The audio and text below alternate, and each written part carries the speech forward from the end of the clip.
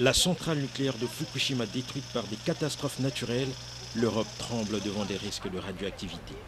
En Suisse, les autorités prennent le devant pour ne pas laisser la population halluciner sur la centrale de Mühlenberg. Elle est en pleine sécurité, disent-elles. Pourtant, dans la commune de Vernier à Genève, la présence des citernes de carburant sur le site de Petrostok suscite des inquiétudes.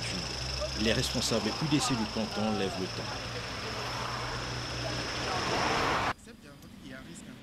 Selon l'ordonnance pour la protection des accidents majeurs, effectivement, il y a un taux de risque qui doit être acceptable. Mais ça évolue en fonction de la densité d'habitants, de même des mentalités. On prétend aujourd'hui que ce risque n'est plus acceptable, mais en fait, c'est finalement une question de point de vue.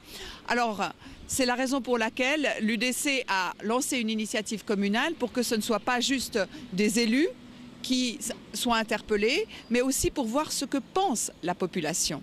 Et la population est en train de signer cette initiative communale, donc, et largement, ça l'interpelle. À 100 mètres de ce site se trouve le foyer des Tattes avec 450 habitants.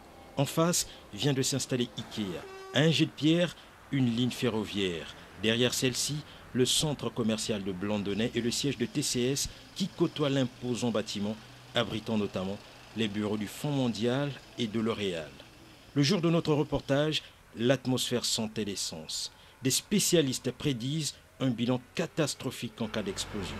Là, c'est ça, là. Ça, c'est le risque de létalité directe. Ça, c'est le risque de mort par brûlure, etc. Et puis là, vous avez tout ce qui est onde de choc. En cas de problème type Bonsfield. D'accord ? Donc ici, vous avez le centre des Tattes. Ici, vous avez Ikea, qui est ici. Et ici, vous avez le centre d'affaires de Blandonnay. Et ce plan-là date de 2005. Et donc, en 2005, l'État avait parfaitement conscience des risques qu'il faisait encourir aux gens qui pouvaient s'implanter ici autour. Voilà.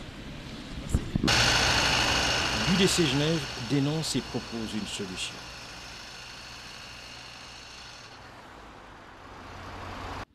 Il y a 115 000 mètres cubes à déplacer. Le déplacement pourrait se faire sur un site qui est déjà identifié, qui se trouve être une parcelle qui s'appelle Holcim, qui est de l'autre côté de l'autoroute.